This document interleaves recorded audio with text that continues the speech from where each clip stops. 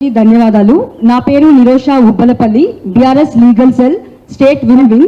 ఈరోజు press meet ముఖ్య ఉద్దేశం ఏంటంటే రాష్ట్రంలో బుల్డోజర్ ప్రభుత్వం నడుస్తుంది.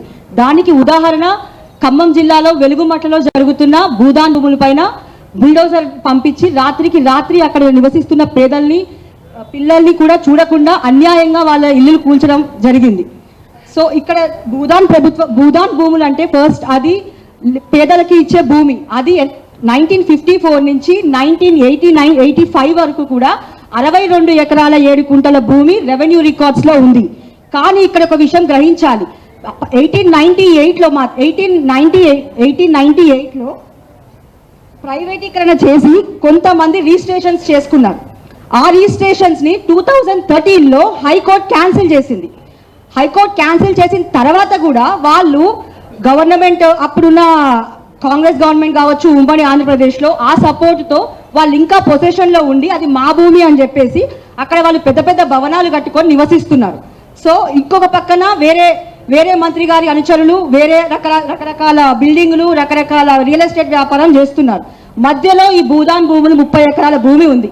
సో ఇక్కడ పేదలు నివసిస్తున్నారు. వీళ్ళని ఎట్లయినా తీసేయాలనేదే వాళ్ళ ముఖ్య ఉద్దేశం. అండ్ నేను మొన్న పొంగులేటి శ్రీనివాస్ రెడ్డి గారు ఒక స్టేట్మెంట్ ఇచ్చారు, 2023 జూలై 17లో బీఆర్ఎస్ పార్టీ చేసింది అని. అది కాదు, యాక్చువల్గా అక్కడ జరిగిన విషయం ఏంటంటే ఎవరైతే 89లో దొంగ రిజిస్ట్రేషన్లు చేసుకున్నారో అది 2013లో క్యాన్సిల్ చేస్తే దాన్ని ఏదైతే మా బీఆర్ఎస్ పార్టీ పెద్దలు వాడు అజయ్ కుమార్ గారు కావచ్చు కేటీఆర్ గారు కావచ్చు దాని గురించి ప్రొటెక్ట్ చేయాలనే ఆలోచనతో అక్కడున్న ప్రైవేటీకరణలో ఉన్న ప్రైవేట్ వ్యక్తుల భూముల్ని స్వాధీనం చేసుకోవడానికి ఆ రోజు వెళ్తే ఆ రోజు కూడా అక్కడున్న ప్రజల్ని మభ్యపెట్టి దుష్ప్రచారం చేసి బురద జల్లి బీఆర్ఎస్ పార్టీ మీద అనేకమైన విమర్శలు చేసి వాళ్ళు ఈరోజు గద్దెనెక్కారు. సో వాళ్ళ ప్రభుత్వం వచ్చిన తర్వాత వాళ్ళు ఏదైతే చేయాలనుకున్నారో అది ఈరోజు చేశారు, మనం సాక్షాత్తు చూస్తున్నాం. అండ్ ఇంకొక విషయము, ఇక్కడ హైకోర్టులో చాలా ఆర్డర్స్ ఉన్నాయి. ఒకటి 2017లో ఉన్నాయి, 2019లో ఉన్నాయి, 2021లో కూడా ఉన్నాయి. ఏంటి అయ్యా అంటే రెవెన్యూ షుడ్ నాట్ ఇంటర్ఫియర్, ఇంకొకటి డెమలిషన్ చెయ్యొద్దు అని చెప్పేసి కూడా ఆర్డర్స్ ఉన్నాయి. అయినా కూడా కోర్టుని ఉల్లంఘన చేసి డెమాలిష్ చేశారు. అది ఎంత పెద్ద నేరం అనేది అందరికీ తెలిసిందే. సో దాని ప్రకారం కూడా మేము లీగల్గా ఫైట్ చేస్తాము, కోర్టులో కంటెంప్ట్ చేస్తాము.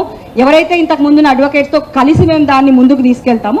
అదే కాకుండా ఇక్కడి నుంచి నేను చెప్పదలుచుకుంది ఏంటంటే 62 ఎకరాల 7 కుంటల భూమి ఏమైంది, అది మా బీఆర్ఎస్ గవర్నమెంట్ ఉన్నప్పుడు 2017లో మా ఎంఆర్ఓ గారు 154 రెవెన్యూ దాంట్లో అఫిడవిట్ ఇచ్చారు, 62 ఎకరాల 7 కుంటల భూమి ఉంది అని చెప్పి ఇచ్చారు. సో ఆ లెక్క ప్రకారం ఆ భూమి ఏమైంది, మిగతా 30 ఎకరాల భూమి ఎక్కడికి వెళ్ళింది? సో దాని గురించి ఇప్పుడున్న ముఖ్యమంత్రి కావచ్చు, ఇప్పుడున్న ముగ్గురు మంత్రులు కావచ్చు సమాధానం చెప్పాలి. తుమ్మల గారు మొన్న ఒక విషయం చెప్పారు, లీగల్గా ఎలా ఉంటే అలా ప్రొసీడ్ అవుతాము అని చెప్పేసి. మరి దానికి లీగల్గా ఇన్ని కోర్టు ఆర్డర్స్ ఉన్నా కూడా మీరు without giving any prior notice మీరు ఎలా డెమాలిష్ చేస్తారు? దీనికి మీరు సమాధానం చెప్పాలి. అండ్ పొంగులేటి శ్రీనివాస్ రెడ్డి గారు మొన్న మీరు ఒక ప్రెస్ మీట్ పెట్టారు. ఆ ప్రెస్ మీట్కి ముందు ఏం జరిగింది, తర్వాత ఏం జరిగింది, ఎంతమంది మీరు భయభ్రాంతులకు గురి చేస్తున్నారు? ఇక ఉన్న పేద ప్రజలు వచ్చి మనకి సమస్య చెప్పుకోవడానికి కూడా వాళ్ళు భయపడుతున్నారు అంటే మీ ప్రభుత్వం ఏం చేస్తుంది?